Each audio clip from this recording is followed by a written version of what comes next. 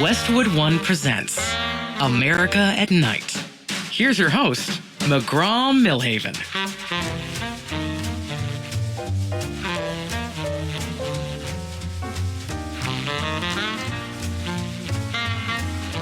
Hey, thanks for staying up late tonight. McGraw Millhaven, America at Night. And boy, do we have a story for you tonight with all the news going on all week long. Maybe you missed the story earlier in the week, but Aldrich Ames, a CIA officer who was a double agent, spied for Moscow, and was considered one of the most damning breaches in agency history. His leaked information caused the deaths of at least 10 CIA operatives and or intelligence agents. He died earlier in the week at a federal corrections institution in Maryland. He was 84 years old. We thought we'd do a little retrospective and sort of do a story on who was Aldrich Ames and why was he so important in the history of this country. And so we went to the man who knew him and interviewed him. He wrote a book. Pete Earley wrote a book, came out in the 90s, called Confessions of a Spy, the story of Aldrich Ames, and he joins us tonight. Pete Earley, thanks for joining us on America at Night. Oh, it's my pleasure. Thank you so much for inviting me. You betcha. So the book came out a while ago, back in the 90s, did very well Right. at the time. But I just sort of, what went through your mind when you heard the news this week? Well, usually when you're a reporter, after you do your story or you do a book, you move on. I continued in contact with Aldrich. In fact, up till about 8 or 9 months ago, we were still exchanging letters, and then he got ill, and then I was diagnosed with stage 4 lung cancer. Luckily, I'm in remission. But even up to that point, we stayed in contact for all those years. We had kind of a unique relationship because of how we met. Aldrich Ames was arrested in February of '94, and he was the highest ranking CIA officer ever to work for the Russians that we know about. And he was devastating to our country. Well, he was arrested, and they put him in the Alexander, Virginia jail. And the U.S. attorney came out and said, now this guy hasn't gone on trial. He's a notorious traitor. We're not going to allow anybody to talk to him, and we're never going to allow the press to talk to him unless the FBI and the CIA are there in case he tries to send a secret message or, says stuff that he shouldn't be saying. And I thought, well, that makes sense. And then I looked at the statement by this guy, and I realized they told everyone except the jail. And I went down to the jail and I said, hey, I'm interested in interviewing Aldrich Ames. And within a few minutes, I was just sitting with him alone in jail. And for the next 10, 12 days, we talked, and it was an incredible experience. And then after they discovered I was in there, they not so politely asked me to leave, which I was happy to do with all my tape recordings and interviews. And then after that, they whisked him off to a federal prison, and anyone who talked to him after that had to have the CIA or FBI there. So he was a man who loved spying, and the idea that I got in there without anybody knowing really appealed to him. But that's not the main reason he wanted to talk to me. So, first of all, glad to hear you're in remission. That's great news. And like a true reporter, right? You sort of go until they tell you can't go anymore. But all these years, I'm curious: would you call yourself friends? Would you call yourself acquaintances? That's an interesting relationship. Yeah, I knew him for since '94 on. I don't use friends. I wouldn't use.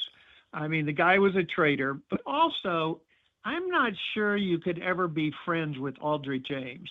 And the reason I say that, I know it sounds a little odd, is he was friends with a Russian. He recruited this Russian. This Russian became a spy, but they genuinely were friends. They were in each other's houses and then blah, blah, blah, blah, blah. And he turned his name over to the KGB, knowing the KGB was going to kill him. Now, this guy escaped, and he fled to Canada, and he contacted Ames because he didn't know he'd been turned in by him. And he said, look, I want to come to the United States, get settled. And Ames said, sure, I'll help you. And as soon as they got done talking, he called up the KGB and said, hey, he's in Canada. If you're going to kill him, you really need to get over there and do it. I mean, how do you become friends with somebody like that? Because, I'd sit there in jail and talk to him, and it'd be like us talking, and he was one of the illusions that the CIA has kind of spun, was that he was this drunken kind of low life who wasn't very smart. And that was very self-serving by the agency, but it certainly was not true. He was very engaging. And so you'd sit there and you'd talk to him, you'd say, wow, that was a great conversation. And then you walk out of the jail and you go, he could walk in the next room and say, hey, you should go kill that guy because blah, blah, blah. So, it's not, I wouldn't call it a friend. I think he needed me. All these spies have this need to try to rationalize, to try to justify. And they also, one of the things you see when you're dealing with spies, and I've dealt with 3 notorious ones, is they think they're the smartest person in the room, and they think they can manipulate a situation. And they also, Aldrich Ames at one point could have retired. He could have gone to Colombia with his wife. He could have disappeared. And I said to him, why didn't you? You knew they were hunting for somebody. Why didn't you do that? And he said, Pete, I got a thrill out of sitting at my desk watching all these people dance around trying to figure out who this person was. And I knew I was the one changing history. So it's that ego. Wow. Peter Earley, our guest tonight, first hour, Confessions of a Spy, the real story of Aldrich Ames. Aldrich Ames passed away this week, and we thought we'd ask Pete Earley to come on and tell the tale once again. Stay right there, Pete. This is going to get interesting. America at Night, back in a moment. Live from coast to coast, this is America at Night with McGraw Millhaven.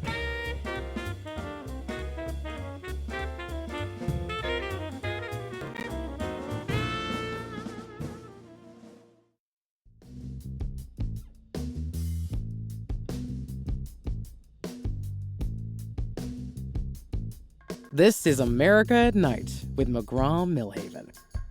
Earlier this week, maybe you missed the story, but one of the, I don't call him great, but one of the most prolific spies in American history, Aldrich Ames, passed away in a prison. He was sentenced to life in prison, and our guest, Pete Earley, wrote the definitive book on Aldrich Ames called Confessions of a Spy, the real story of Aldrich Ames back in 1997. We asked him to come on the show, and he agreed, and we're having an interesting conversation. Pete, so let's start at the beginning. His father was a CIA operative. That, I guess, sort of lent him to the family business. But what ultimately made him turn? What was it that made him turn against his own country? Well, we all grow up and put our hands on our hearts and swear allegiance. And so you got to wonder what made this guy flip. And here's what happened. He was in his 40s. He was in as he described it, a cul-de-sac marriage. He wasn't happily married. He was sent to Mexico under the guise of being a State Department employee.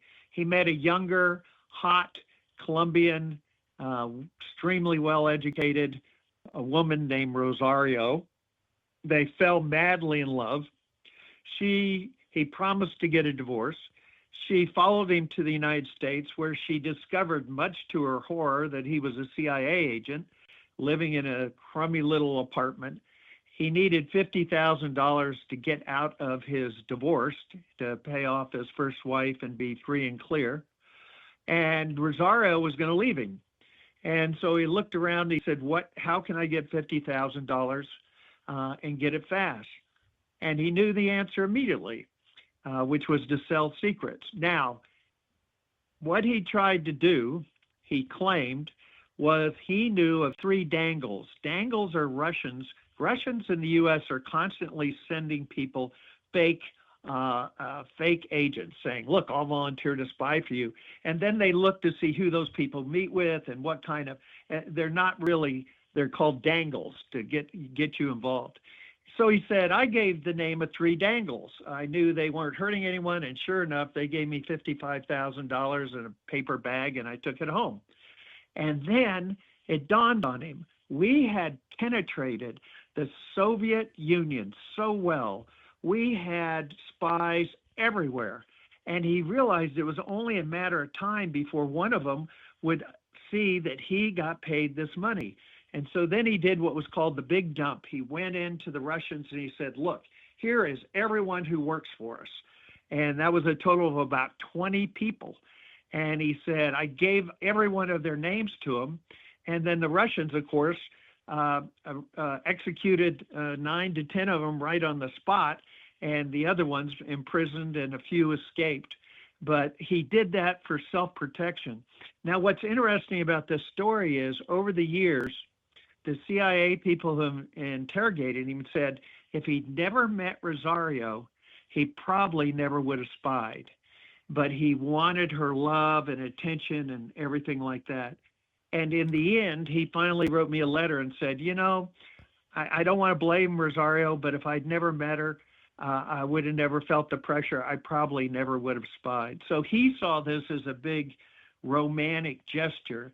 Of course, it was romance over the 10 dead bodies of people who had come to us and said, look, we don't like the Soviet system. We want to help you. And he trampled all of those. Now, his attitude, quite frankly, was, I feel no remorse about the people who were executed. They were betraying their country. I was betraying my country. They knew the risk. So did I. So I have no blood on my hands.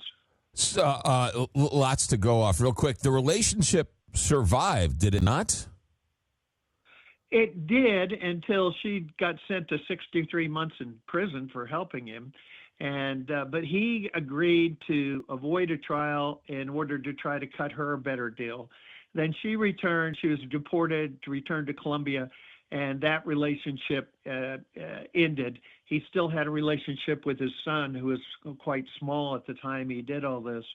But he never, you know, he always pined to me about how much he loved her, and it was more than romance. It was this whole image of himself. He said, you know, I was this master of my universe. I was an international man of mystery. I mean, he was really in it. Now, one story I should tell you that a lot of folks don't know. One of the reasons he talked to me in jail was he said, I'm going to write a letter to introduce you to the KGB, and I want you to go to Moscow, and they owe me $2 million. And I said, what? And he said, yeah, they owe me $2 million, and I want you to tell them that I expect them to get the money somehow to my family. And I said, they're not going to pay you $2 million. And he said, oh, no, they will. So I went to Russia, and I didn't speak the language. And you got to realize this is right after the fall of the Soviet Union, so it's not like under Putin. The KGB was in chaos, that people were starving, so they wanted to tell their stories. And so they were very cooperative with me. And I got over there, and I told them how I got in the jail, and they didn't believe me. They said, there's an American term for that, and then they used the BS word and said, we would never let anybody into Lubyanka, which is where they kept their prisoners.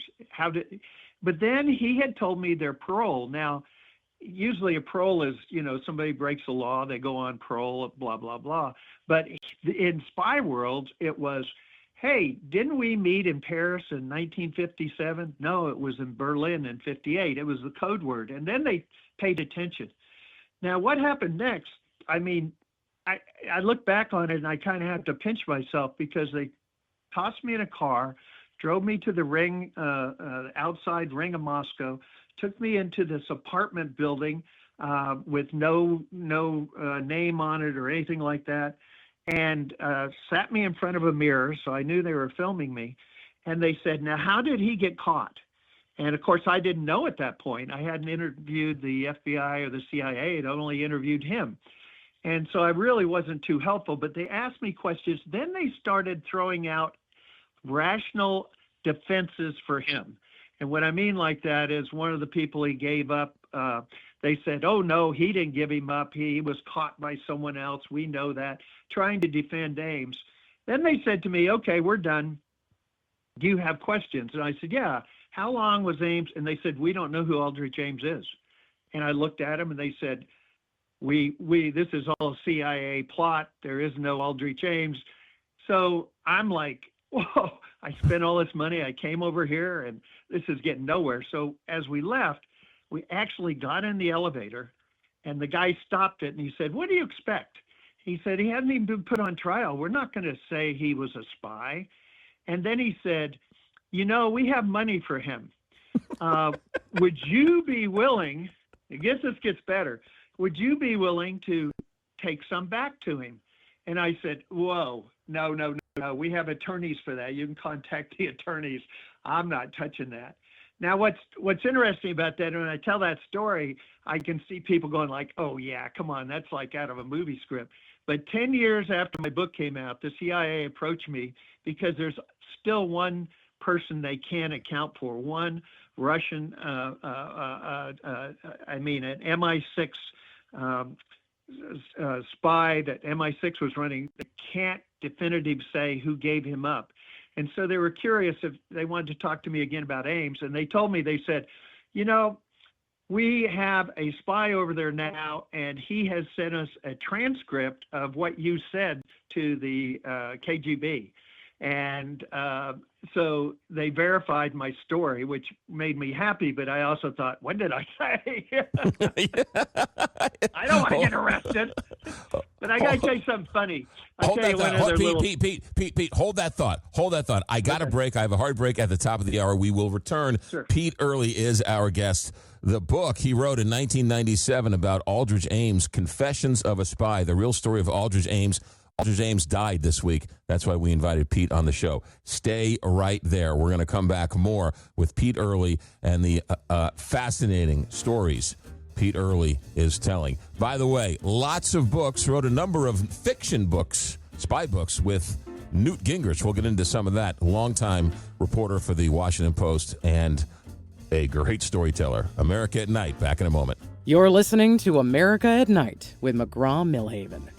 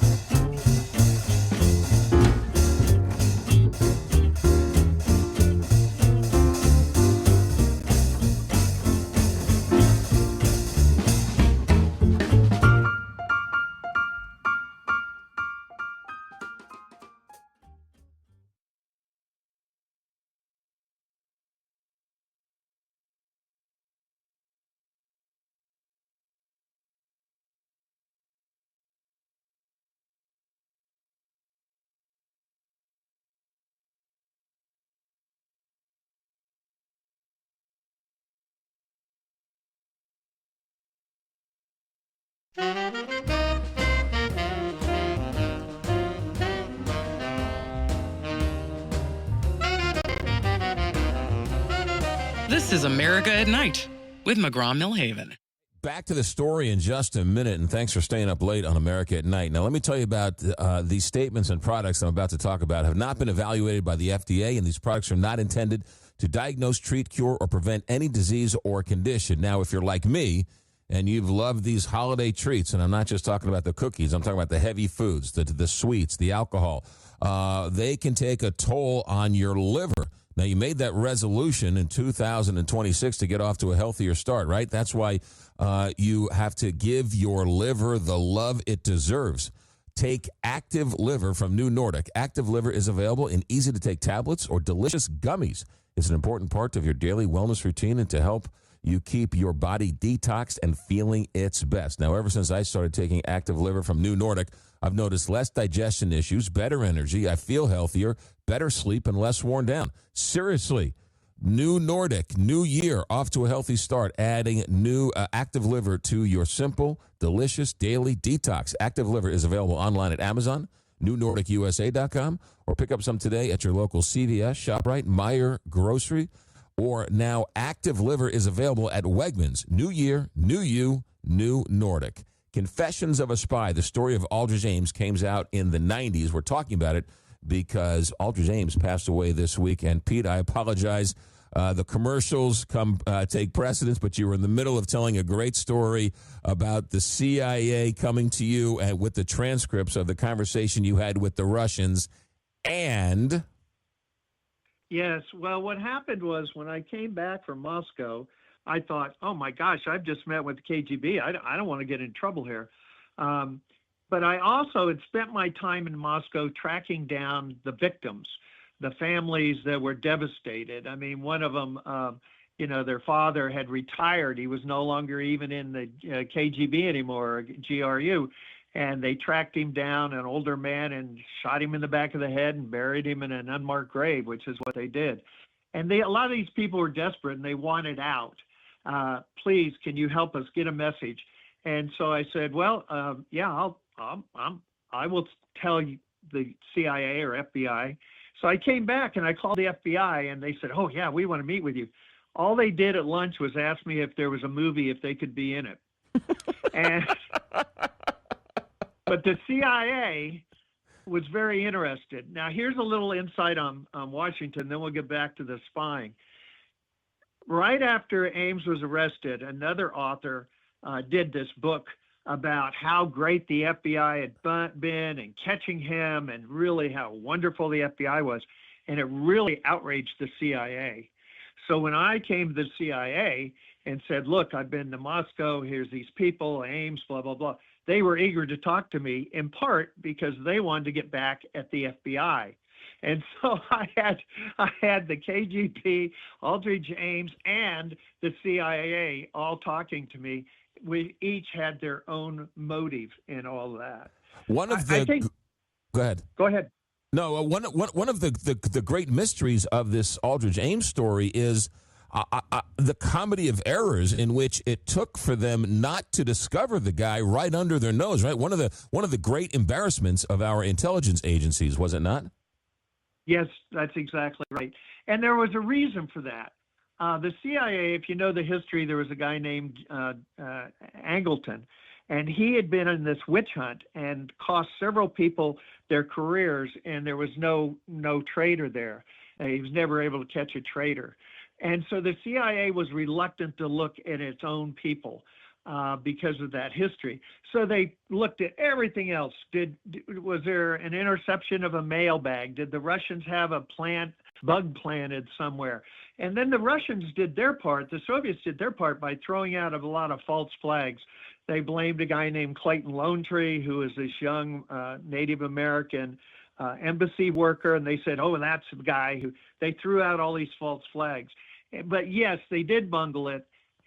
But to their credit, after years and years and years, and us being completely dark in Moscow, we had no intelligent people there at all because they wiped everybody out.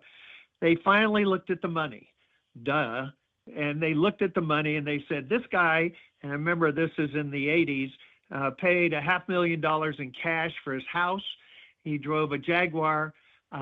But a friend of Rosario's who worked for the agency snapped to it when Rosario told her that she was having all the curtains in her house redone and not one at a time, but could afford to spend all this money on these curtains. And she went, and then they started looking at the money. And then Ames himself had been very careful at first, very careful to protect himself. But as the years went by, I mean, he spied for 9 years, he'd gotten sloppy. And in our country, if you move more than $10,000 out of your banking account, or you're supposed to, if you put 10,000 in, they get nervous about that. They're supposed to tell the government.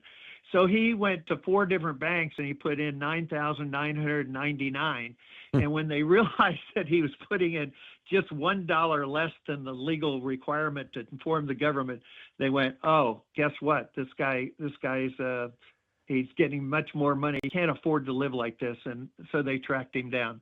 And he's the first spy, I believe, to be caught with the money rather than the spy versus spy game where someone comes forward and says, this guy's a spy and then one of ours, etc. Yeah. So I understand that he compromised a lot of double agents and people were killed because of the information that he passed on to the Soviets. And my question is do we spy just to spy, and is it just for the parlor game of spying? I mean, what is done? What other information besides this guy's a spy, that guy's a spy? Were they telling them about the stealth bombers? Were they giving them our deepest, darkest secrets, or were they just telling them, hey, that guy's a spy and this guy's a spy? Well, and that, of course, is one of the arguments that Ames made. And also I did a book about John Walker, the naval spy, one of the worst spies in our country's history. And what they do is they say we weren't at war. And Walker used to claim he actually helped us because when the Soviets saw the secrets he was giving them, they went, oh my, we can never beat the United States, which is far-fetched, but it's part of that self-rationalization, self-justification. But Ames would argue that a lot of it is just spy versus spy. But what he wouldn't talk about was that he gave up two really important mission things we had over there. One was that we had managed to tap in the phone line at the KGB, and so we were getting direct conversations with them. And another was a fascinating project where the CIA loaded up a train with all this sensitive train car with this sensitive detection, and they would run it along parallel tracks to where they were moving their nuclear weapons. So the nuclear weapon would come on a train across the Soviet Union, and they would send a freight car by there through their means and paying people, et cetera, and it would pick up all the information about that nuclear weapon. So he gave up those two things, which really hurt. But the main thing is, he would argue that because we weren't at war, it didn't matter. But that's what all the spies say. They try to, go under and try to be blameless. Yeah. Is it true that there were chalk marks on mailboxes and little messages on telephone poles? Yeah, well, what you want to do is you want to do a dead drop, and you want to make sure that you don't get caught and the person who's giving you money or taking your secrets doesn't get caught. And so what they would do was you'd send a postcard, and you'd say, hey, I'm going to be in town on the 5th. I'd like to see you. And what that meant was you counted 3 days ahead or 3 days behind because it wasn't actually on that date. And then you go to this area and there'd be a chalk mark on the post box, letter box that you put letters in. And that meant I'm in the area ready to do business. And then what you would do is you'd take your secrets, and he took 6 pounds of them initially.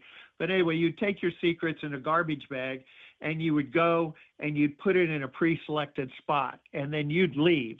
And then the person who is from Russia would come, and they'd see it, and they'd pick it up, and they'd leave the money there. And then you would come back by, and the chalk mark would be gone because they'd arrest it, which meant that they got the material, and then they'd pick up the money. And that was a way of circling where you didn't ever have to meet each other face to face.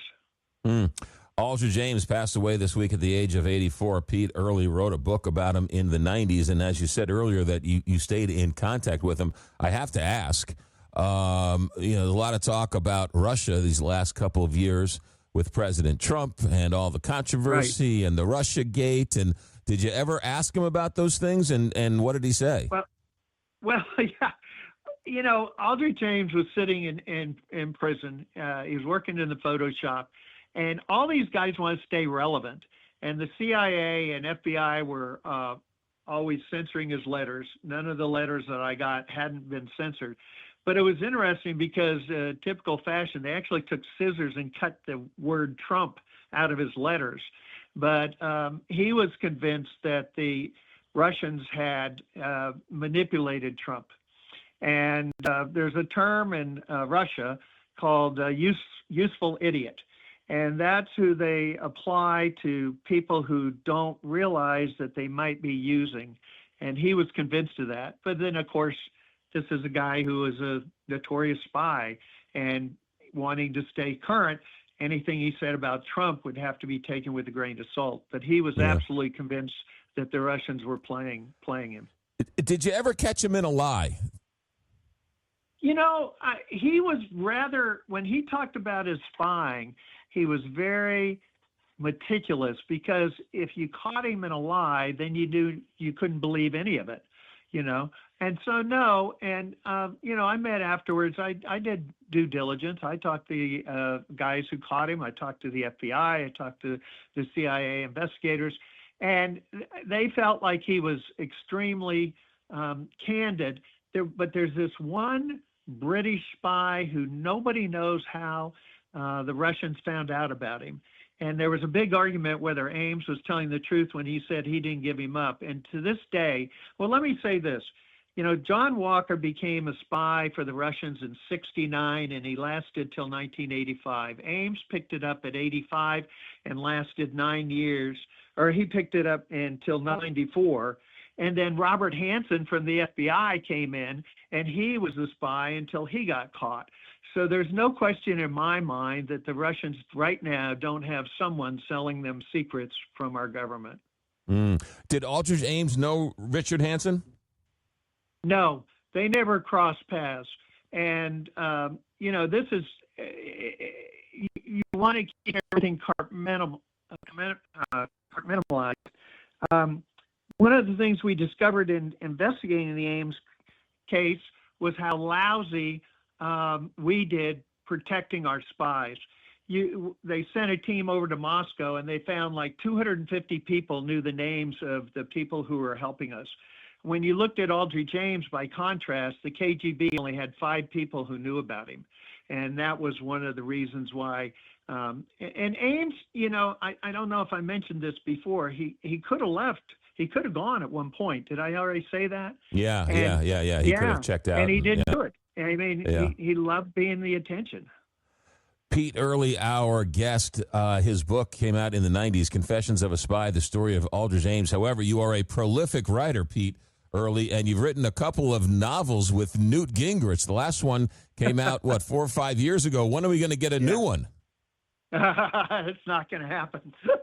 I am retired, enjoying my grandchildren, and I really appreciate you letting me be on your show. This was a great time in my life, an exciting time.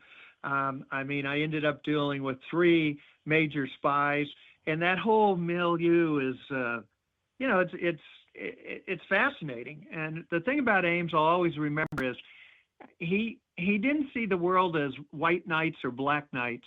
He didn't see them as any knights at all. It was just him and his own ambition and what felt good, and he was willing to sacrifice anybody who got in the way from him getting what he wanted. And that was true about John Walker also, that you were just a puppet on the stage, and I'm going to move you where I want to go.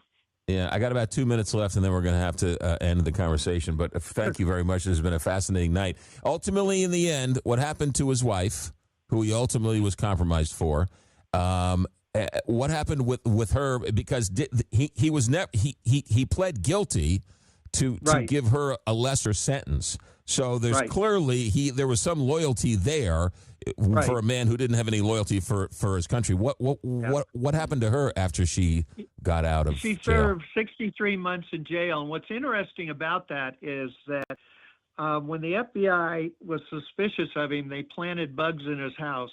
And the FBI agents I talked to who had planted those bugs said they hated her more than they did him. Their relationship was just so toxic by that point. I think she, deep down, when I interviewed her, she really resented that she'd been dragged into this, that she thought he was a State Department person. But then by the same token, this is a woman who had 160 pair of pantyhose that had never been opened, designer dresses full of a closet, multiple watches. I mean, she loved the money, and they got her because she was always saying, well, you know, you idiot, totally emasculating him, but make sure you make this date and make sure you do that. And they heard her discussing. And of course, she enjoyed the $2.7 million that he got being a spy. Well, you know, when I met with the KGB general in Moscow, and he said to me, with Americans, it's never any mystery. It's always about the money. And she fit that to a T. She wanted that money just like him. Pete Earley, thank you very much for a fascinating hour. What a great story. Thank you for taking time for us tonight. Congrats on the health news. Stay strong, and thanks for checking in. Thank you so much. Take care. You betcha. Pete Earley, the guest tonight. The book is Confessions of a Spy, the real story of Aldrich Ames, America at Night. Back in a moment. America at Night with McGraw Millhaven.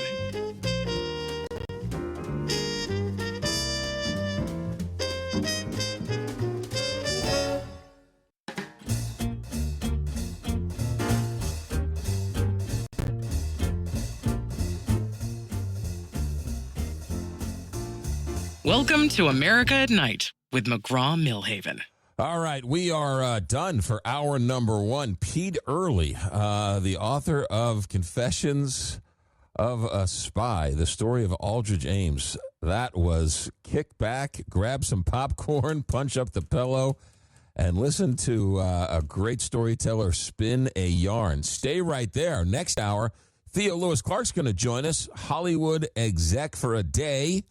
And then we're going to talk to a conservative reporter for the Washington Times turned transgender comedian. That's right, conservative journalist for the Washington Times turned transgender comedian. How's that for a story on a Friday night? Stay right there. We're just getting started. America at Night. Our executive director is Alex Hinton. Our engineer is Richard Good, and I'm McGraw Millhaven. Thanks for staying up late on a Friday night. This is America at Night on Westwood One.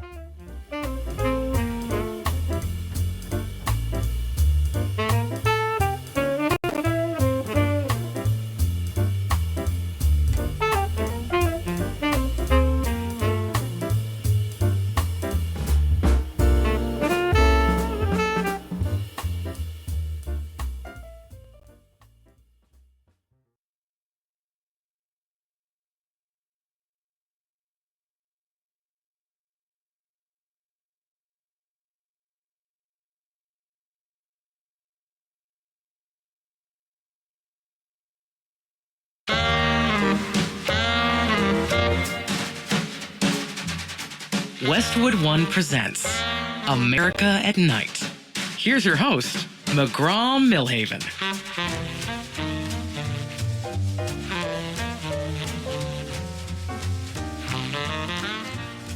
Hey, welcome back. Hour number two. Thanks for staying up late. America at Night, McGraw Millhaven. We'll take phone calls next hour. And later on in this hour, we're going to check in with Theo Lewis Clark, Hollywood exec for a day. That's our Friday night game we play. But this first half of the second hour, we're going to talk to a former journalist, conservative journalist, who wrote for the Washington Times. They wrote stories about the failed launch of the Affordable Care Act.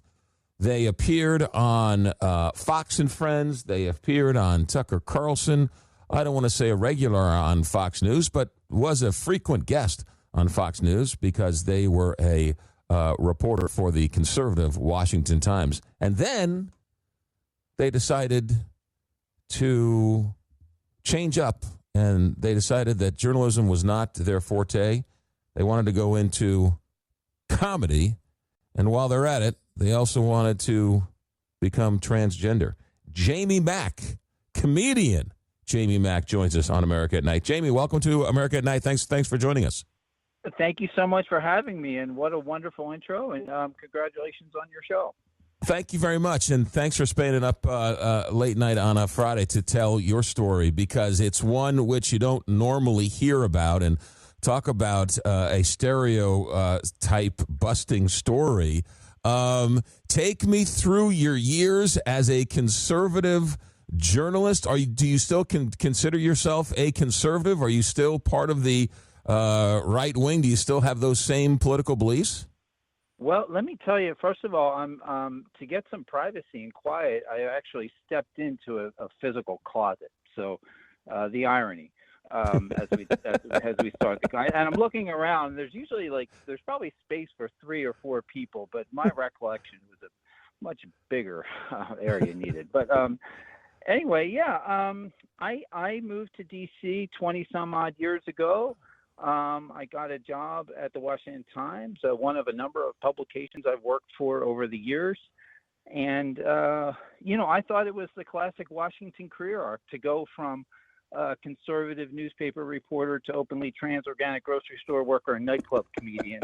I thought, Willie Buckley, Pat Buchanan, many others, but here I found that apparently I'm the only one. But life's a journey. I worked for a conservative and they treated me well. I'm proud of a lot of the reporting I did there. I was sort of a nuts and bolts reporter. I did a lot of reporting on fraud, waste, and abuse.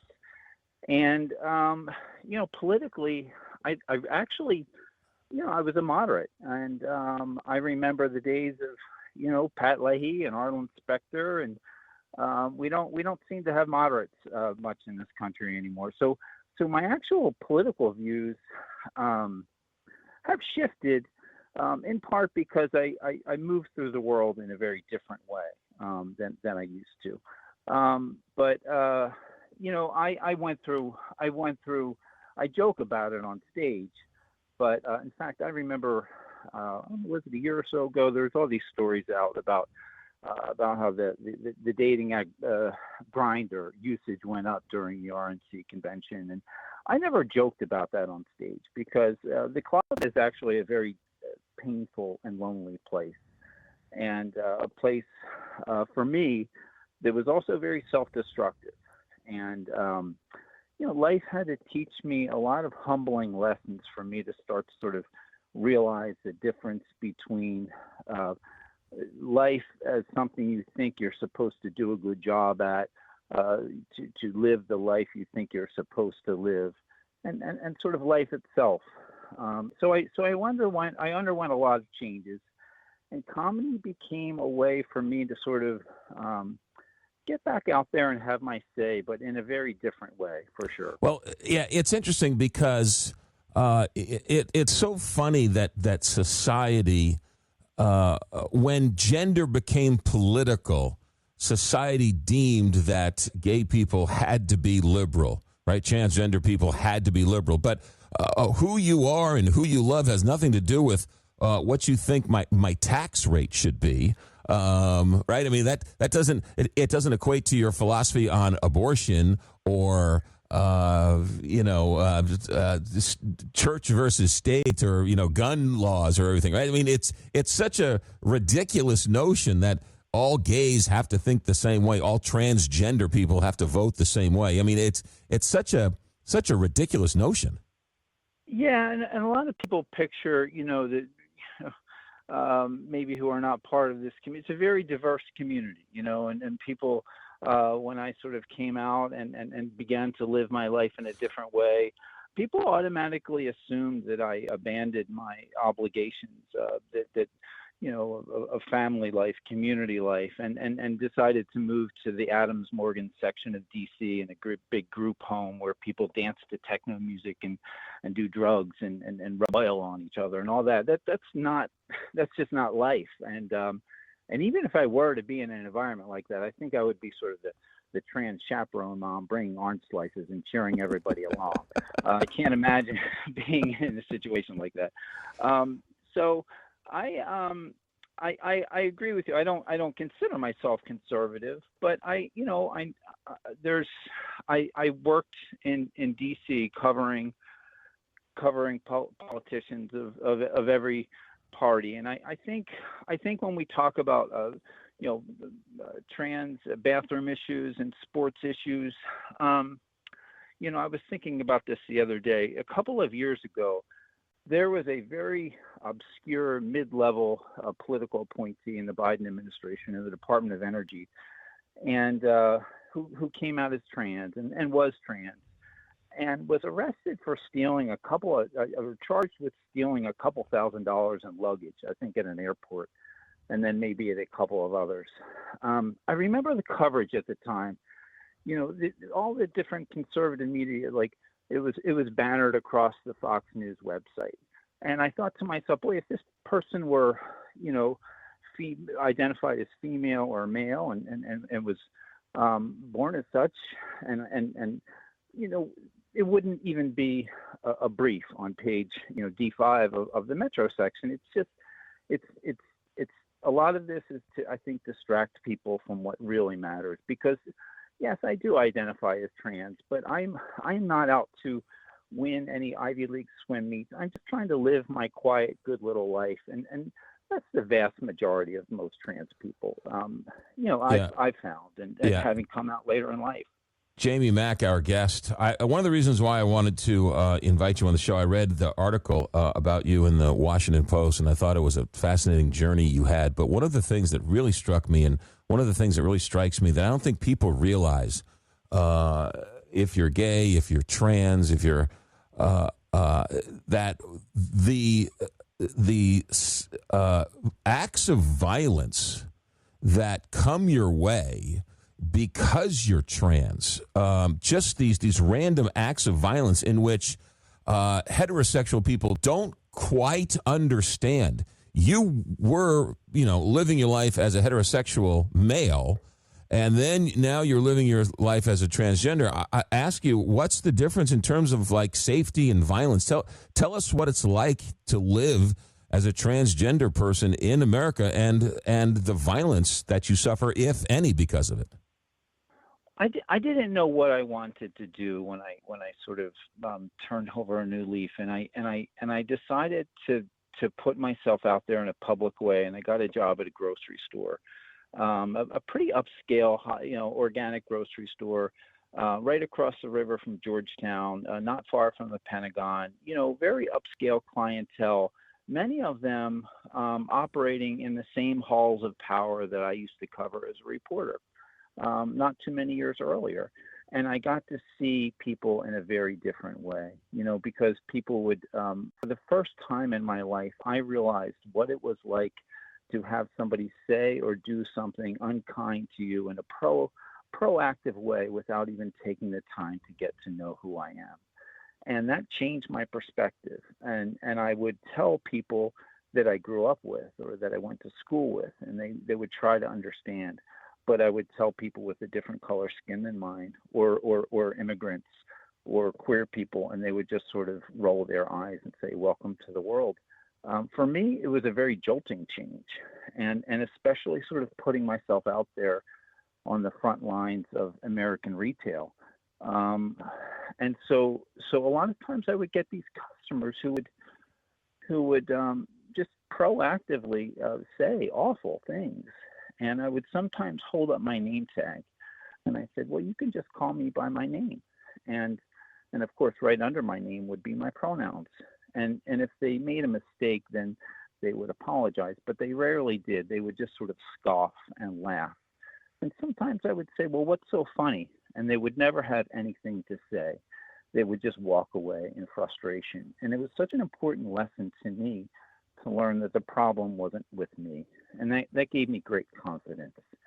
And I started to sort of, I started to do some like storytelling and spoken word poetry. And then I started doing comedy, and I just really fell in love with it. And the next thing you know, I'm on the front page of the Washington Post. Hard to believe, what a life. Did you ever feel threatened? Were you ever scared for your safety after you came out? I've had incidents, as many trans people have, of things like that happening and have happened to me. But I have to tell you, the people that would keep me up at night weren't those people who at least spoke their truth. It would be the people who would come up to you in line and look at your name tag and smirk and then sir you and buddy you and pal you to death. And people who would walk right up to the line and dance on it and beg you to cross it, because if you cross it, then you're in the wrong, then you get in trouble. And so it's a delicate dance. And those were the people that really, I would have women who would bring their husbands back up to my register as if they were, 8-year-old boys and make them apologize to me. So I saw and experienced life very differently when I was working on a checkout counter and bagging groceries compared to, calling up some senator's press office to get a quote. That's really, so they would more or less try and goat you into an altercation in some way, shape, or form. They would, and comedy really gave me an opportunity to sort of turn it all around on them, and quite literally sometimes make them the butt of my jokes. And it gave me great satisfaction to see some of the things they said and did reported in the paper. I mean, that day when the story came out, I took it and I cut it out and I just posted on the community bulletin board of the old grocery store where I worked at, and just, thanked my former colleagues, many of whom just really stuck up for me, because that's what you realize in this journey too, is that the hate hurts. It really does hurt, but it goes away. Whereas people's kindness, that not only stays with you, but when you go to sleep at night, it gets turned into courage. And then you find yourself, speaking on the radio to a bunch of people who have never heard me before, or any number of things. You just have the courage to kind of have your say in a way maybe you wouldn't have otherwise. Jamie Mack, conservative newspaper reporter for the Washington Times, frequent guest on Fox News turned transgender comedian. Jamie, what's the website for people can find out where you're performing, where you're going, some of your bits, some of your stuff? Where can they find you? Yeah, I mean, I perform all over, from the sidewalk to wherever anybody will have me. I post most of my stuff on the Instagram website, instagram.com, not edu, at Jamie Mack _BLT, like the sandwich. And that's where I post upcoming shows. I mostly am here in the DC and Baltimore areas, but looking to travel. And I have to say, comedy has really given me a window into feeling like the world is not quite as screwed up as we think it is, because I have gone out to a lot of conservative areas. I mean, comedy shows where right around the corner are signs that say "Repent now." That's not a great sign for me. But I have been received with a lot of kindness and warmth and laughter. And I think once we sort of get face to face as a country, I don't think we're as maybe as polarized as we think we are. Jamie Mack, I want to thank you for telling your story, for being brave enough to tell your story in the Washington Post and coming here on a new show. I appreciate it. Best of luck, and we hope to run into you in the future. Good luck, and be safe. Thank you so much. You got it. Jamie Mack, comedian. Jamie Mack BLT on Instagram. Check it out. Some funny stuff up there, too. Laughing at some cruel jokes. Great story.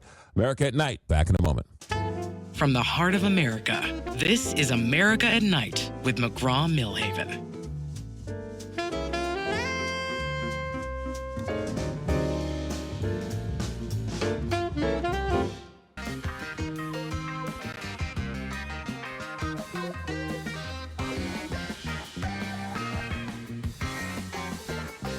Coming to you from the heart of the nation, this is America at Night with McGraw Millhaven. Stay right there. We're going to check in with Theo Lewis Clark, Hollywood exec for a day. We'll see if Alex can pick the right one or Richard can pick the right one. I lost last week, but we'll see how Theo Lewis Clark does it this week. They just released the video, the shooting in Minneapolis with the ICE officer. Believe it or not, after looking at the video and slowing it down, the officer that did the shooting was also filming while he was walking around the car. And if you slow the video down, you can see him with one hand. He has a camera, a phone, and on the other hand, he has a gun. And so they have released that cell phone video. It's been released of him in confrontation with the driver of the car. There was also another woman who was friends with, in some way, shape, or form, with the woman in the car, and she's holding a cell phone filming the agent while the agent was holding a cell phone filming her. The video is extremely disturbing, but I'm sure we'll talk about that in hour number 3 with Open Phones.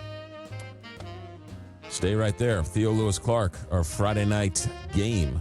Hollywood exec for a day. Theo Lewis Clark's going to join us. Stay right there. America at Night. Back in a moment.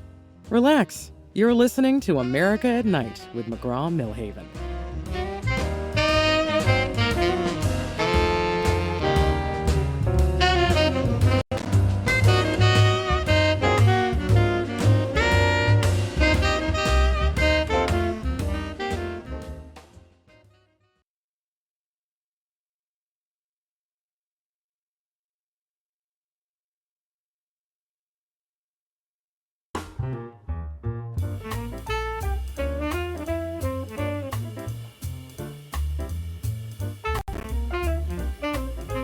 Join the nightly conversation, America at Night, with McGraw Millhaven. All right, here's how the game is played. We do this every Friday night. His name is Theo Lewis Clark, and he is a gentleman and a scholar. Theo, are you there? Oh, absolutely, my friend. How you doing, McGraw? All right, we're doing all well. Thanks for checking in once again. Alex Hinton is our executive director, and he has joined us via a secure line. Good morning, Alex. Are you there?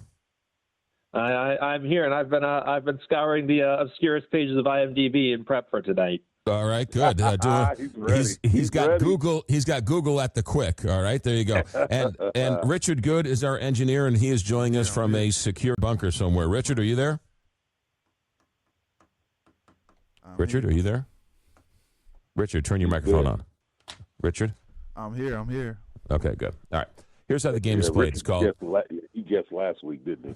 It's called Hollywood Exec for a Day. Theo Lewis Clark has 3 projects, 2 of which have been greenlit by actual Hollywood executives into some type of movie and or project. One of them has come from his creative mind. We have to determine which is the real one and which is the fake one and which are the real ones. Theo Lewis Clark, the floor is yours. That's right. We got a doozy this week. Okay, is it number 1? A storm traps a lighthouse keeper inside his tower. Now, he discovers an old carpet hidden beneath the floorboards, and woven into it, a mystical map. And as he follows the clues of this map, he uncovers the truth about the lighthouse's past and how it directly intertwines with his personal destiny. Or is it number 2? A college student returns home after his father has a stroke. Now, while strolling the property, he discovers a severed ear. So he teams up with his old friend, a detective's daughter, to solve the mystery. Now, that leads them to a beautiful nightclub performer who draws him into a dark, twisted world far away from the dad he came home to take care of. Or is it number 3, in a futuristic society where things are as bad as they can be, complete with total oppressive control and loss of basic freedoms? In fact, single people must enter into a romantic relationship within 45 days or be transformed into an animal of their choice. You guys are not going to get this one.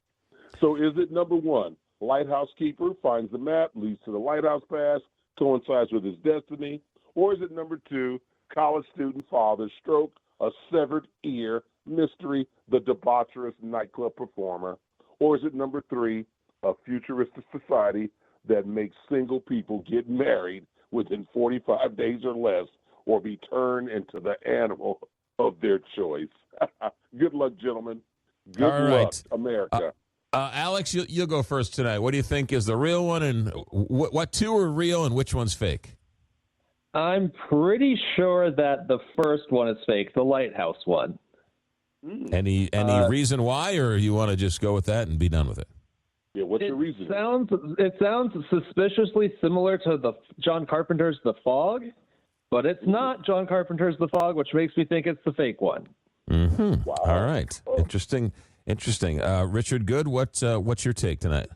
I'm gonna have to go with the number 3, the oppressive government, which forces the people to get into a relationship, and if they don't, they turn into an animal. It just seems too of their choice, too silly, too far fetched. Yeah. All right. So Alex has got 1, and Richard's got 3. I'm going to say number 1 is the fake one. And here's the reason why.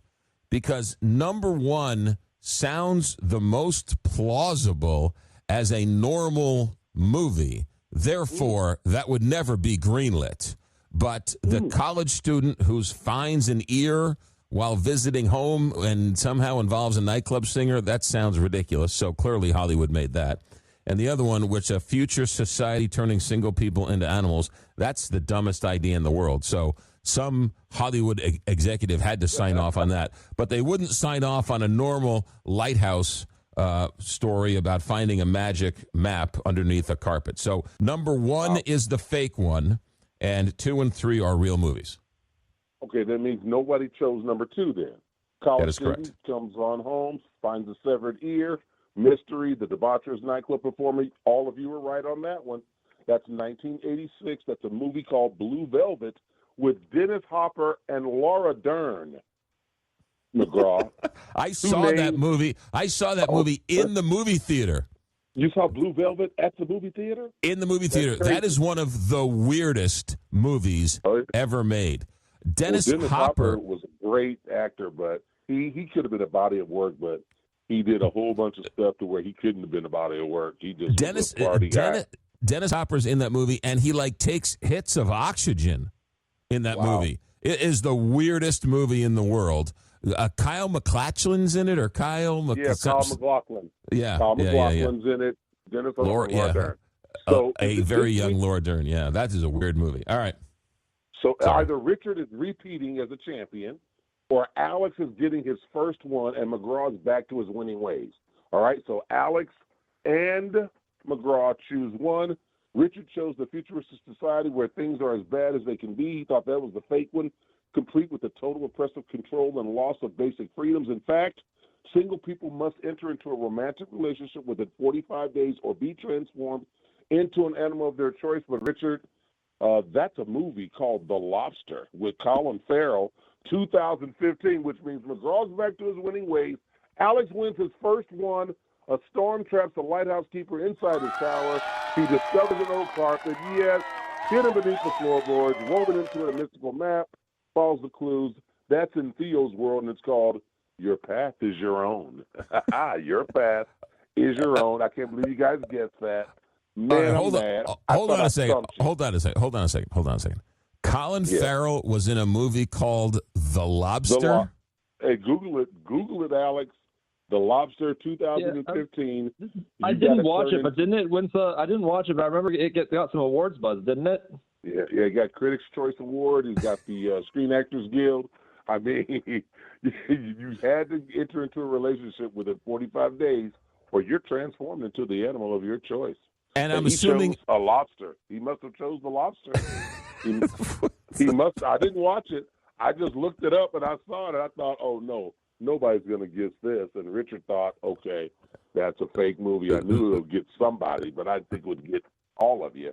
So in other words, my strategy, I was right. The most normal sounding movie wasn't made. Yeah. I didn't think that was normal. I thought that was pretty good in Theo's world. Mystical map woven into some floorboards and a movie. You got to think that's pretty unique. Very creative. It was creative, very creative, like a normal good movie with twists and turns. But that's why Hollywood executive for a day is such a good deal. It's sort of like what's my line? Yeah, all right. Theo, what are you watching on TV? Oh, entertainment. You got CBS and Paramount Plus. They got St. Louis's own Nikki Glazer hosting the 83rd annual Golden Globes. It's officially award season. It's going to be live Sunday, January the 11th. She did such a great job last year. They had to have her back.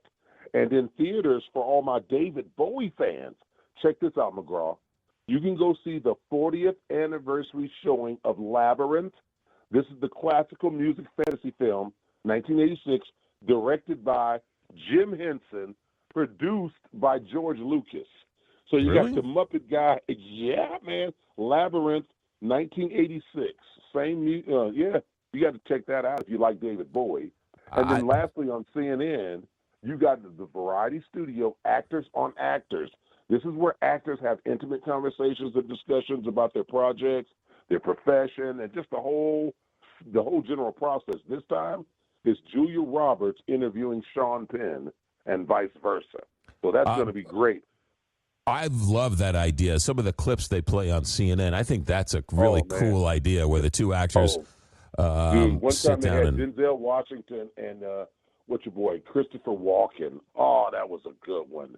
They were interviewing each other, and then one time they had Meryl Streep and your girl Halle Berry. So they're talking. It's just a wonderful deal. If you guys go to TheoLewisClarkRadio.com, send in your suggestions. Great movies, anything to watch. We always are looking for suggestions. So, what's the website again? Theo Lewis, like St. Louis, TheoLouis, ClarkRadio.com. TheoLewisClarkRadio.com. With all due respect to David Bowie, I know the gentleman passed away. He always scared me. Yeah. Oh, man, David Bowie, he reinvented himself. Before Madonna was keeping reinventing herself, she got that from David Bowie. He was always coming with something different. Yeah, he was a little older than I was. He was a little older than I was. My sisters liked him, but I always thought he was kind of scary when you were a kid, and he'd dress up in all that weird makeup and outfits and everything else. Yeah, so gotta love you. The music is good, so David Bowie fans will love that movie. Theo Lewis Clark, good stuff as always. Thanks for checking in. We'll talk to you next week. No problem. Congratulations, Alex. I know it feels good to go ahead and win your first one. Good job. All right, there you go. It's only up from here. That's right. Take care, y'all. That's how you play Hollywood exec for a day. It is as simple as that. Hollywood exec for a day. I will say this. Did you see where the Emmys have a new category? And it's a category for projects that have never won an Emmy. And so The Wire, believe it or not, has never won an Emmy. And so they're going to have this new category where they're going to, I don't know, it's sort of like the Veterans Committee for Major League Baseball players. That they didn't get in the first round. And there's all sorts of criteria. It has to be at least 5 seasons, X amount of years ago, and never won an Emmy. And so they're going to sort of things they missed along the way, things that should have won an Emmy that didn't. They're going to go back and take a look, like Star Wars. Like Star Trek, never won an Emmy, but yet it's got to give Star Trek something. I mean, it created a whole genre. Right? You don't have Star Wars unless you have Star Trek, and you don't have Star Trek unless you have Star Trek. But The Wire, I can't think of other shows that really good shows that ended up never winning. And so the Emmys are going to have a category of like the Veterans Committee and sort of give Emmys to shows that should have won Emmys when they were on the air. I thought that was kind of interesting. All right, stay right there. America at Night. Back in a moment. America at Night with McGraw Millhaven, where the nation comes to talk.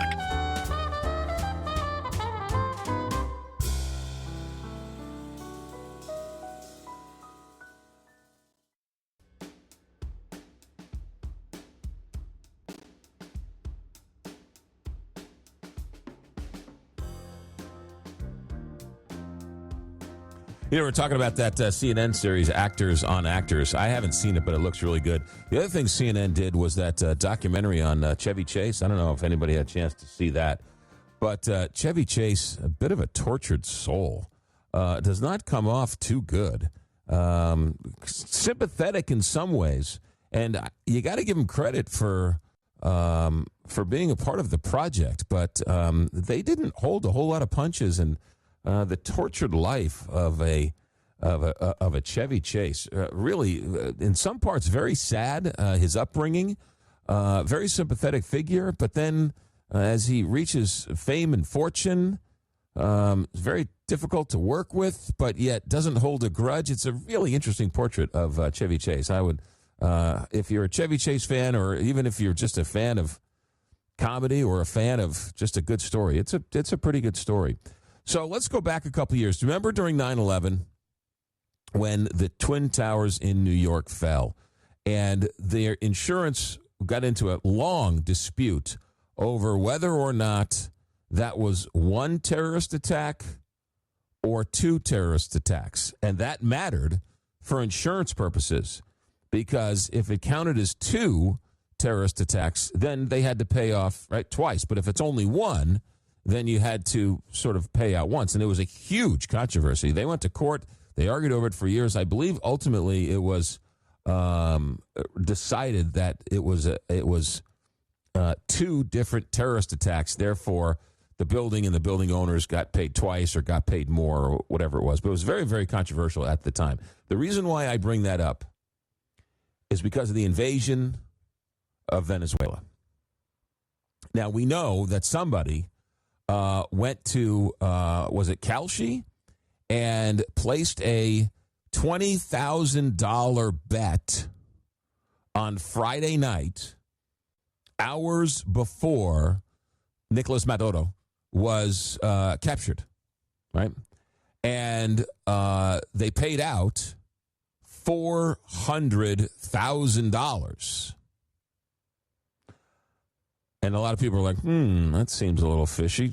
Somebody bet $20,000 and all of a sudden they paid out $400,000 a couple hours later. Did somebody know something that was going on and ran to this app where you can bet on current events? Well, now listen to this.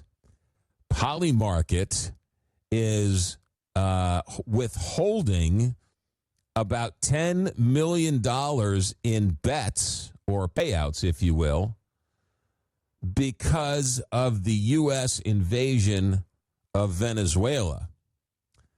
The platform is saying that the capture of Nicolas Maduro does not technically qualify as an invasion, and since it doesn't qualify as an invasion, those people who bet on an invasion of Venezuela to take Nicolas Maduro, you don't win.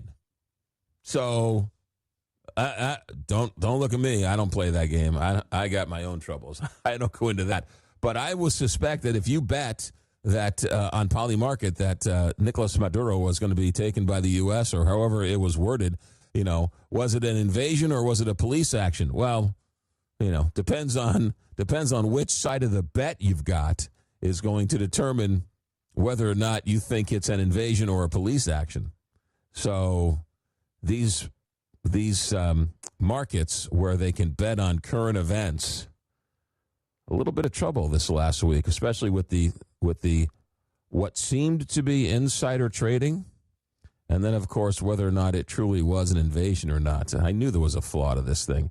All right, stay tuned. Stay right there. Here's what we're going to do. We're going to take a quick break, and then of course open phones. The hour is all yours. I don't know if you saw it, but they've now released the video of what they've done is they've sort of synchronized the videos of the shooting in Minneapolis, right? So they have each angle, and they have it sort of synchronized to all the other angles. I still haven't seen a perfect angle. It isn't like it's the NFL Super Bowl, and they've got 15 different camera angles on whether the guy's foot was in bounds or out of bounds. But they've also released the cell phone footage of the ICE agent who did the shooting. It's pretty disturbing, but it's also, while it doesn't show the shooting, it's very revealing for other reasons, and I'm sure we will get into that next hour. Open phones next hour, late night, Friday night. Thanks for staying up. Our executive director and winner of Hollywood Exec for a Day is Alex Hinton.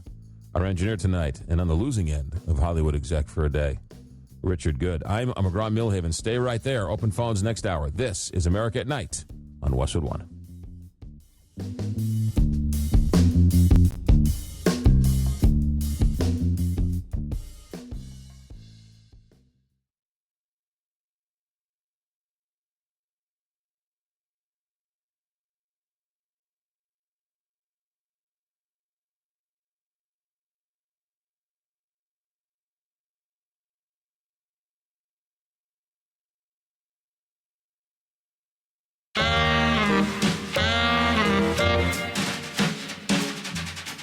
Westwood One presents America at Night.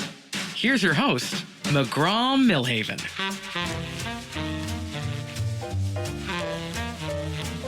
conversation. Thanks for joining us and staying up late. Phone numbers are as follows: 1-844-2-McGraw, 1-844-262-4729. Boy, it's been a week. Started off the week by invading or police action with Venezuela. Ended up with this terrible tragedy in Minneapolis. It's been a crazy, crazy week, and we tried to do our best to bring you the news, the information, and the reaction from all different angles and all different points of view. So the last hour of each show is dedicated and kept open for the listeners, so you can call up. And this is interesting because I know, and no disrespect to other radio shows, they run their own shows, God love them. But the most fun I have is, and I tell Alex this when we're quote-unquote screening calls, we just make sure you're relatively coherent. You haven't had one too many, and we put you on hold. We want your name, where you're calling from, and I take them. I probably take the calls 97% of the time, maybe 96% of the time, in the order in which they come in, because and I don't duck the people who like me. I don't duck the people who don't like me. That's part of the fabric of the show, and I think it's fascinating when the host always gets yelled at by the callers. Not always, but when a caller calls up and isn't happy with the show, I think it's fantastic. Come and tell me why you don't like the show or you don't like me. I'm not looking to get yelled at, but certainly your opinion is just as valid as everybody else's. So that's what makes the show fun. So phone numbers, 1-844-2-McGraw, 1-844-262-4729. Though you got to have a reason. You can't just say, I don't like you because, you're wearing green socks, which I'm not. You got to give me a legit reason. Give me some constructive criticism. That's the point I'm trying to make. All right. 1-844-2-McGraw, 1-844-262-4729. Let's go to the phones. Paul in Boise, Idaho, you're first up tonight. Welcome to the show. Thank you. Yeah, it's kind of a mess back there in Minneapolis and yes, it is. Oregon. Yeah. And, I'm serious about this. I'm not trying to give anybody an idea, but I think the opposition is going to start packing weapons too. If they're not already. They just haven't used them. I hate to see that happen, but they're getting loopy enough to be able to want to do that. Well, there's chaos is reigning, right? Cooler heads are not prevailing. People want to ratchet it up, and unfortunately, we have lost the empathy in this country, and so we're in a bad way. There's no question about it.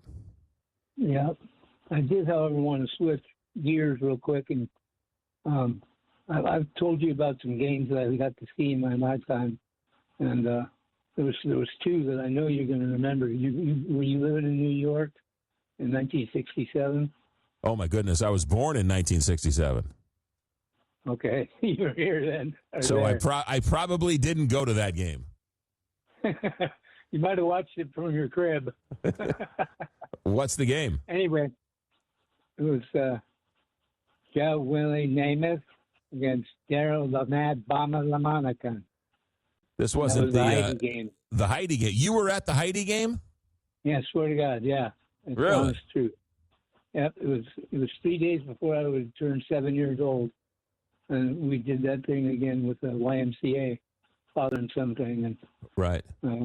Of course, I was so young that I didn't know what I was witnessing, and it's something that I can remember. And I did have my tickets stubbed for a long time, but you move enough times and you lose everything.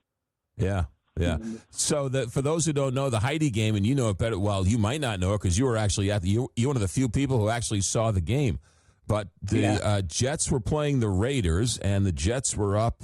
I don't know the numbers, but they were up by at least two touchdowns with, I don't know, a minute and a half left, 2 minutes left, whatever it was. And I believe it was NBC cut away from the game to play the Disney movie Heidi. And everybody thought the Jets won the game. The Raiders came back in the last 2 minutes and won, and nobody saw it because they were playing Heidi. And so the NFL changed the rules. Now, if you're going to air the game, you have to air the game in its entirety, and you cannot break away from the end of the game to start network programming until the game has come to its final conclusion. And that's why they called it the Heidi game. Yeah. Yeah. How about that? Yeah. I tell people that, and they said nobody saw the Heidi game. Yeah. What was the other game? Yeah. The last one is, I got to say this one too, and then I won't have any more stories for a while. I went to Keith's game, my father's son deal again, or it was Father's Sunday, and it was 1968, I believe.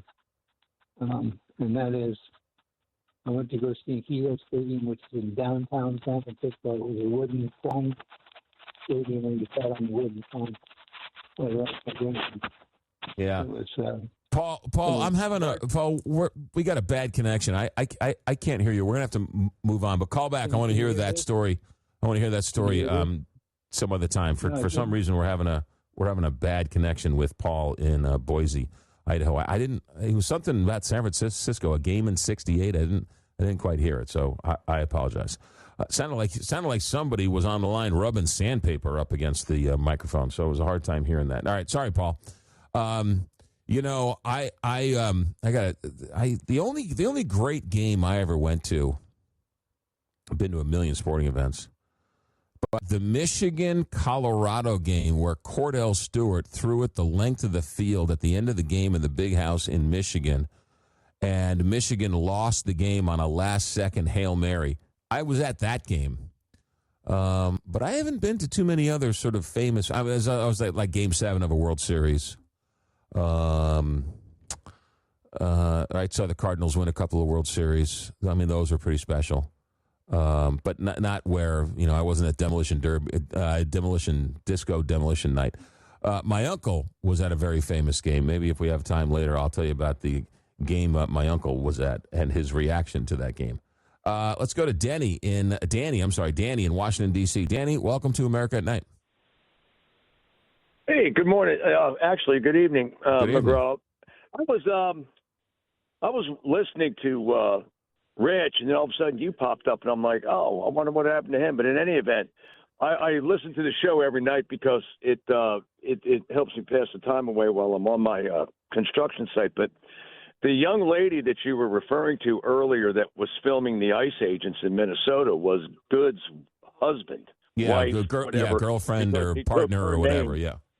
Yeah, and I got to get you off a speaker. As tragic as that was, some of my Facebook friends are like, "Oh my God, oh my God, oh my God," and they were, of course, they're Democrats, but they were like, the cosplay.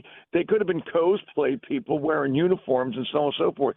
I was like, with cosplay U.S. government tags and fake red and blue lights and DEA, HSI, ATF, FBI on their plate carriers. Come on, man, you can't go that route. But as tragic as that was, I feel that with all of the I just got finished watching the Indiana-Oregon game. Indiana destroyed them. But this guy apparently had been hit and dragged before, and you know what? I don't know if he's going to get in any trouble. He may get in a little bit of trouble, but it is what it is. Why were you there?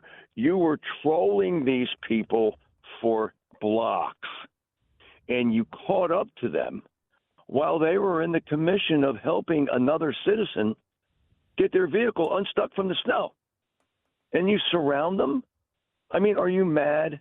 I mean, don't you have anything else better to do? And then, of course, Emily's partner was getting a little mouthy with him. Yeah, you want some lunch? Yeah, well, come and get it, big boy. Right. Like, really? Are you serious? Come on now. Well, so here I'm going to get in trouble for saying what I'm about to say, and this is the way. This is what I truly feel. And there's no question that I agree with almost everything you said.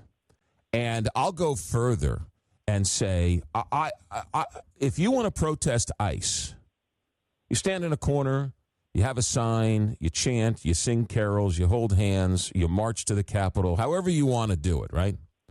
But protesting does not consist of holding up a phone with a camera in the face of an ICE agent following them in the middle of the street, harassing them. That's not You're protesting. absolutely correct. I have no You're idea absolutely what correct. I have no idea what that is, but that's not protesting. It's harassment. Trying to insert yourself into the story and trying to troll them or walk up just to the line so they react, so you can say, "Oh my goodness, I can't believe I was just beat up by a nice officer." Right? There's no question. Now, what happened to this woman is horrific. It's tragic. It's terrible. But now that's the one side. The other side is the ICE agents. They weren't looking to de-escalate anything.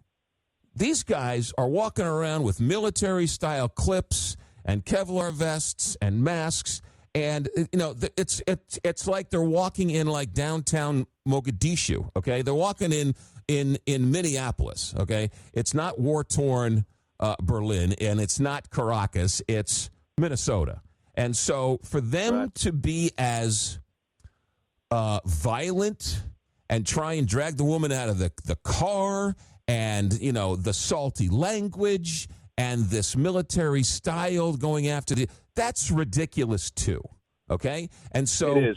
they're trying to intimidate what's the point of trying to intimidate these two women? Okay, and so they lost their cool. These two women were looking to cause trouble, and so because they've dehumanized both sides, all of a sudden tragedy happens because there's negative energy everywhere, and it got out of hand, and one moment led to a tragic accident. And so I don't know who's right and I don't know who's wrong, but you know what? The whole thing stinks. The whole thing stinks. That's my point.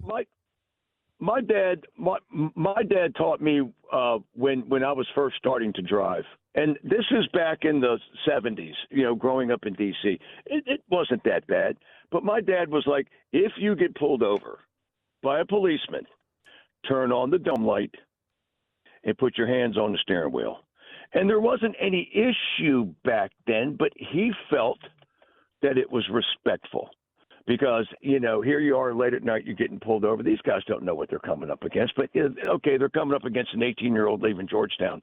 But the thing is, if she had turned the car off and gotten out, she'd still be alive. But you're right; they were just being really bitchy toward one another, and it's got to stop. They were looking for trouble, and she was looking for trouble. They were too. Yes, they were. She was looking for trouble because you're not protesting by parking their car perpendicular in the middle of a street. That's not protesting. That's something else. It's impeding. Yeah, that's something else. And where is it written in I am not a police officer. I have great respect for police officers. They have a job nobody would want, and they get paid peanuts for it. And 99.9% of them, all they want to do is help people who are in need. That's why they become police officers. Where is it in any police handbook that says you run up to a car that's moving and try and drag the driver out of the car? Right? I mean, it's crazy. It's nuts. It's stupid. Yeah, Danny, Danny, I got to go. Again, I got to go. I'm late. I'm nice late. I'm chatting short. with you. Thank you. Call back anytime, Danny. Pat in Sedona, hold on. I got to take a quick break. America at Night. Back in a moment. Join the conversation. Call 844-2-McGraw. America at Night with McGraw Millhaven.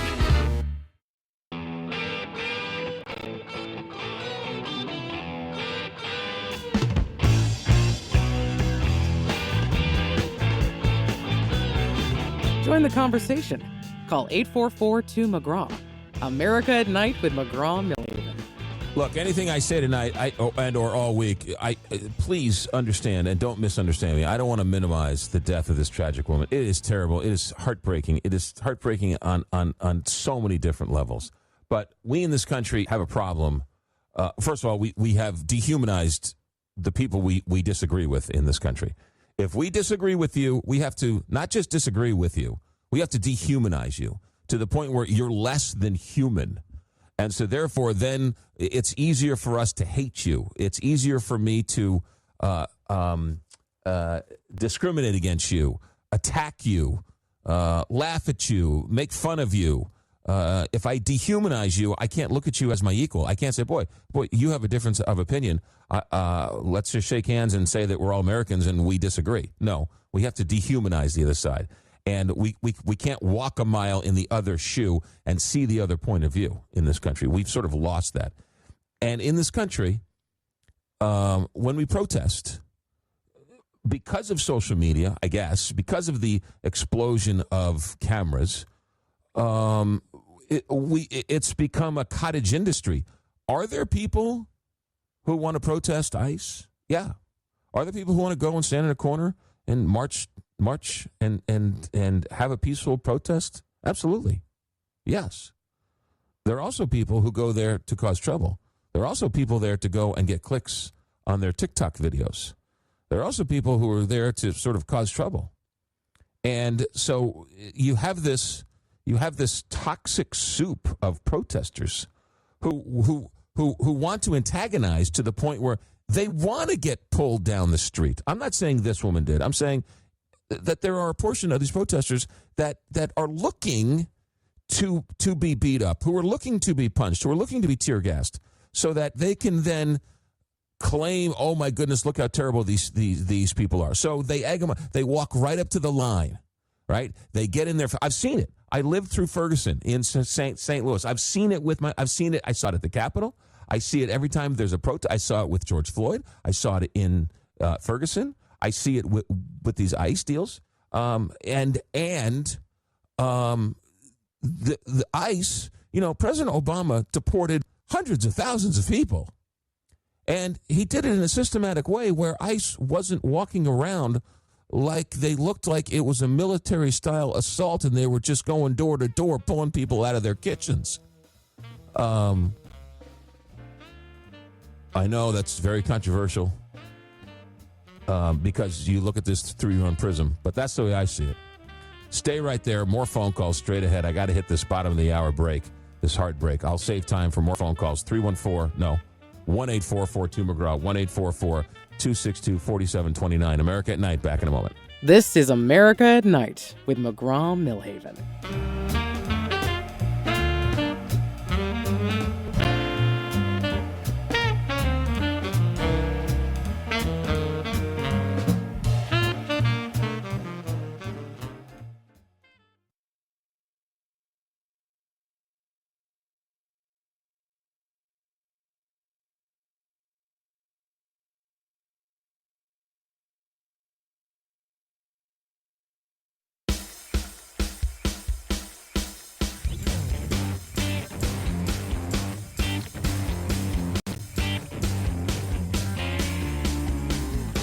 What's on your mind?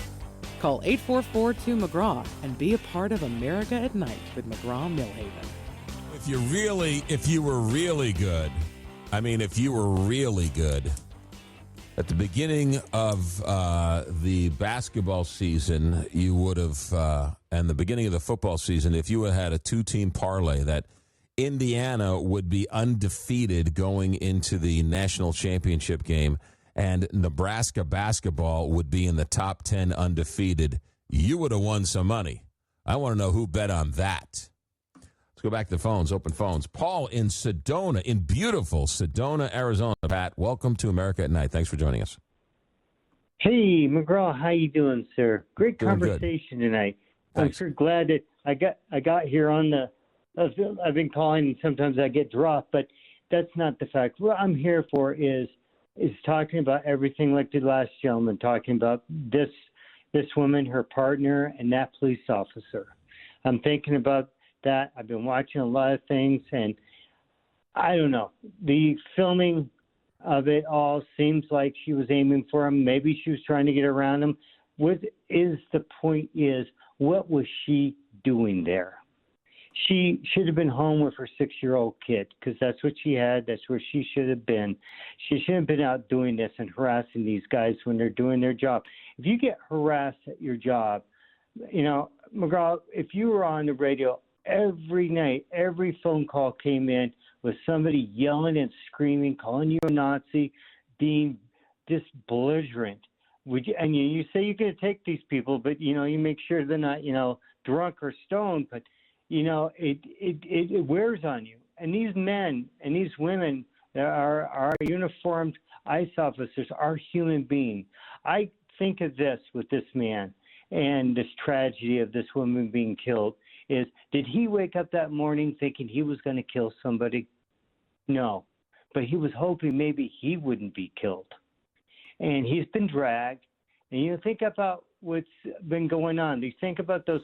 Well, but hold on a second, Pat, hold on. A couple of people have brought up this he's been dragged, which you're insinuating that he's already been in a terrible incident, and so he somehow has a hard, he conjures back into this terrible incident. If that's the case, he shouldn't have been on the job.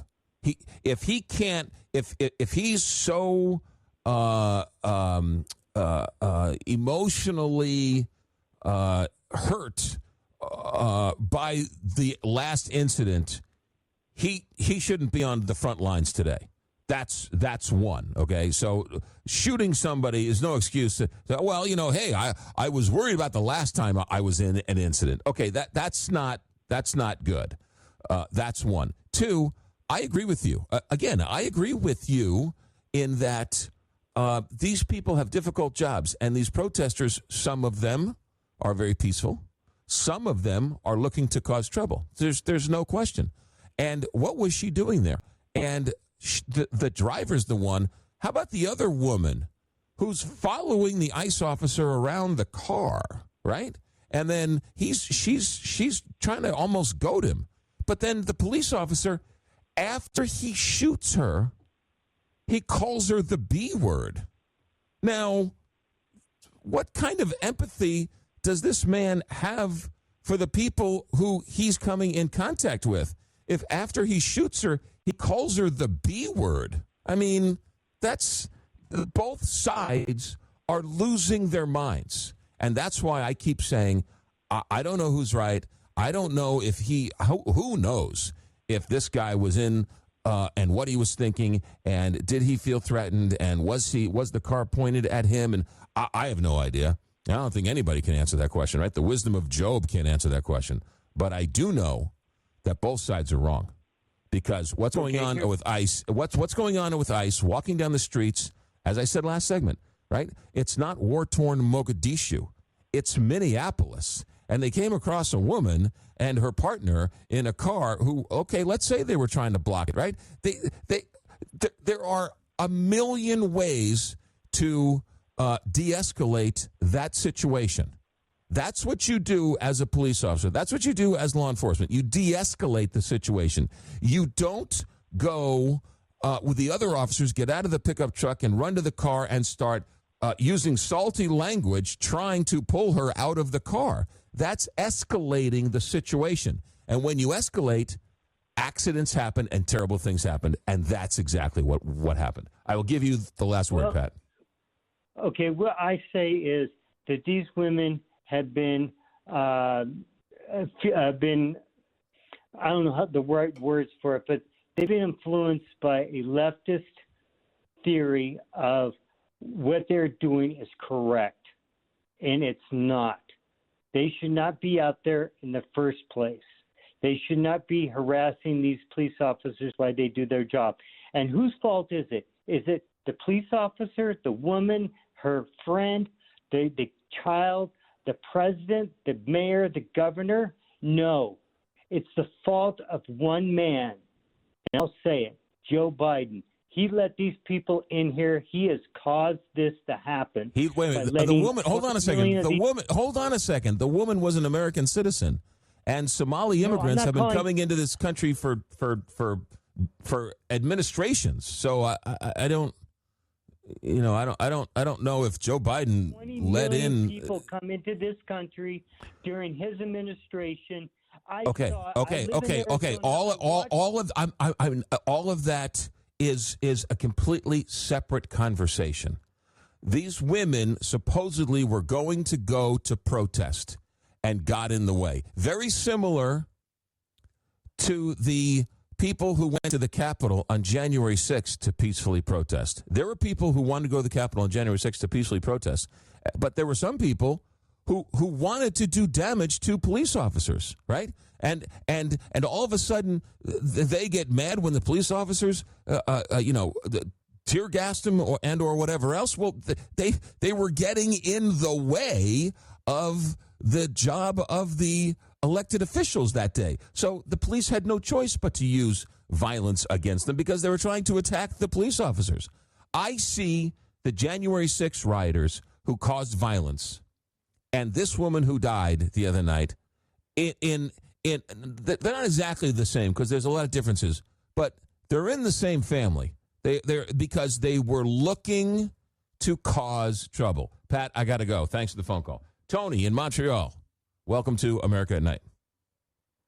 Wow, man, there's I was just going to lighten it up and, like when I'm on the outside, McGraw, nobody can accuse me of being like a leftist or a Democrat or, a Republican. I'm basically just a fly on the wall watching. And I could give you my legal opinion based upon what I learned in Canada with our criminal code. But I said to your call screener, I said, you know what? Tell McGraw I'm a Canadian guy, and I want McGraw to ask me just 3 questions that he would ask any Canadian and see if I can come up with the right answers. I'll say this. I'll try not to answer your questions just like a politician. I'm joking. I'll answer them. But, right. You ask a politician a question and they never answer. I think you beat that dead horse quite a few times about the Minneapolis thing. I just think that's horrific, and there's no winners in that. It's just a total mess. All right. I got my first question. My first question as a Canadian. Seriously, if you let's see if you really truly will be honest with me. All right. Yeah. Here's my question. I'm always honest with my wife too, though. Don't. All right. All right. Here we go. Molson, Labatt's, or Moosehead? I love Moosehead, man. I like Moosehead. I don't do the Quebec debate, because in Quebec, Molson is the beer of the Montreal Canadiens, and it's the supposedly Anglo beer. And Labatt used to be the beer of the Montreal Expos and of the supposedly French Canadians. But that's like 100 years ago. Now, you got 10,000 beers down here in Canada. We have Coors. People drink more Coors than they drink Labatt's or Molson. But I'm a Moosehead guy because I drank Moosehead in Waterville, Maine when I was at Colby College, and I loved it. And you're right, Moosehead is the best beer in Canada.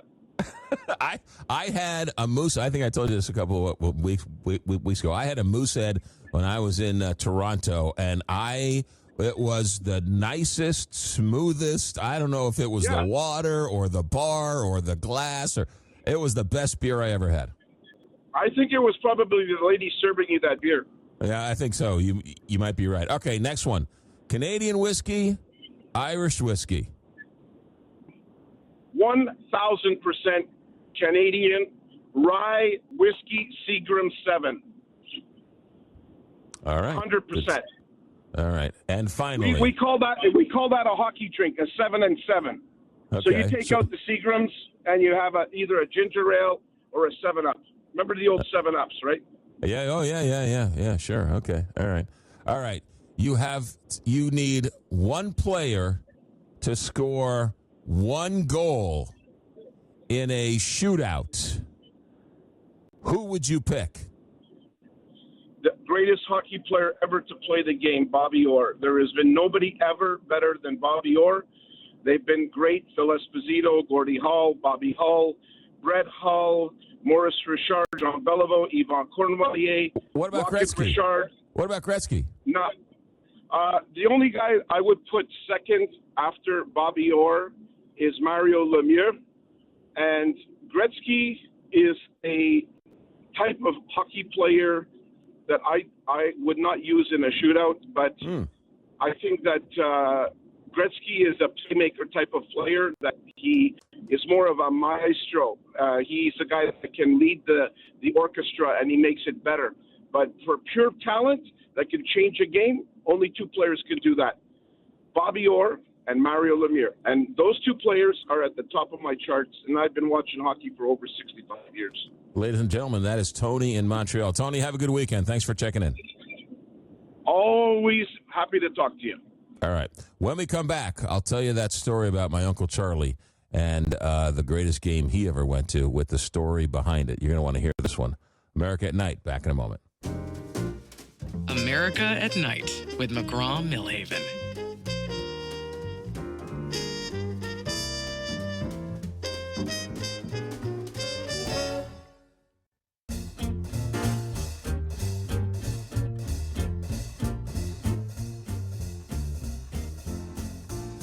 Welcome to America at Night with McGraw Millhaven.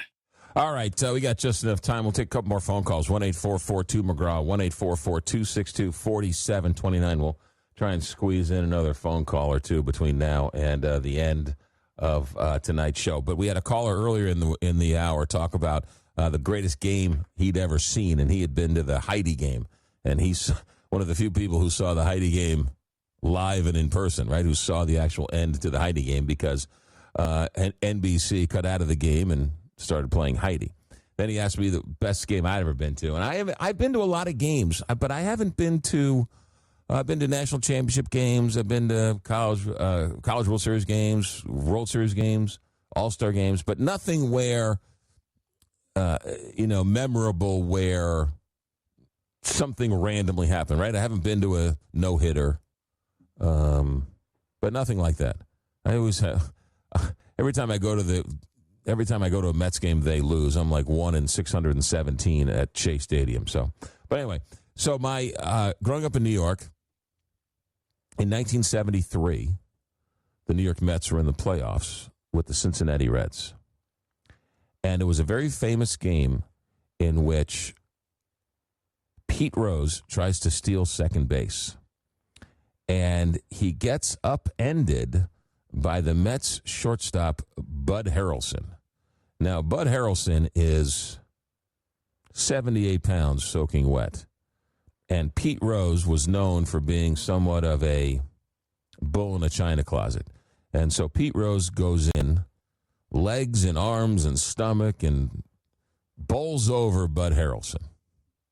Bud Harrelson, being the 98 pounds that he is, says, "I'm not having this." And they get into a scuffle.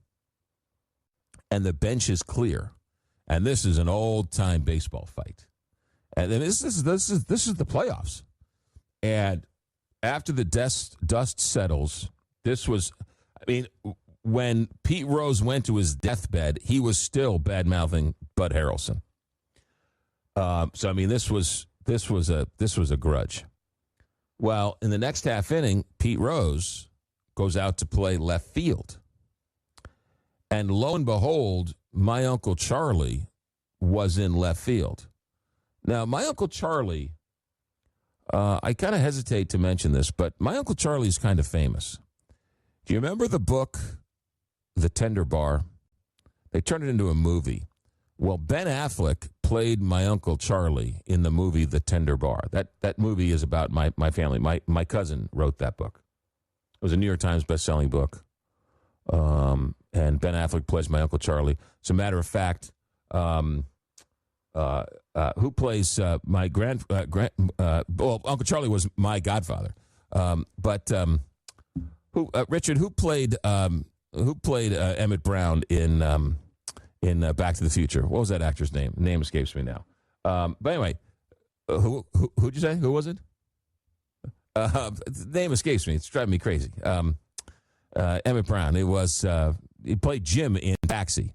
Anyway, so my Uncle Charlie, who Ben Affleck plays in the movie, Christopher Lloyd. Thank you very much. So Christopher Lloyd plays my grandfather in the movie. So anyway, so my Uncle Charlie is out in left field, and when Pete Rose is out there, they start chucking beer bottles at him and beer at him, and as any self-respecting New York Mets fan would do in 1973. They were throwing things at Pete Rose and became a controversy. They had to pull him off the field. They had to, threaten the crowd. They were going to throw you out and so on and so forth. So Uncle Charlie comes home, and I'm 7 at this point, and we watched the whole game, and we knew he was at the game. I mean, this was right. It was the whole family was around the 24-inch Trinitron TV watching this thing. And my Uncle Charlie comes home after the game, and so we want to hear what happened. What? Oh my goodness, what happened? What'd you do? What? Tell us you. And then somebody says, "Well, did you? You were in left field, and he was right in front of us, and they were throwing beer at him, and they were throwing this and this." And so somebody said, "Well, did you throw your beer at him?" And he looked at the person and he said, "What, are you crazy? I would never waste a beer like that. I would never disrespect a beer like that and throw it at a ball player. What kind of person do you think I am? I threw my hot dog at him. I didn't throw the beer at him. I threw my hot dog at him." So there's my brush with great baseball games. My uncle threw a hot dog at Pete Rose in the 1973 playoffs when Pete Rose tried to beat up Buddy Harrelson. So there. All right. Going to end on that note for the evening. It's been a week. Go out and get some rest. Relax. Turn off the news. Go do something else other than watch the news. Go meet a friend. Be nice to a neighbor. Help somebody. That's what makes America great. Our executive director tonight is Alex Hinton. Our engineer tonight is Richard Good. I'm McGraw Millhaven. Thanks for listening all week. You've been great. This is America at Night on Westwood One.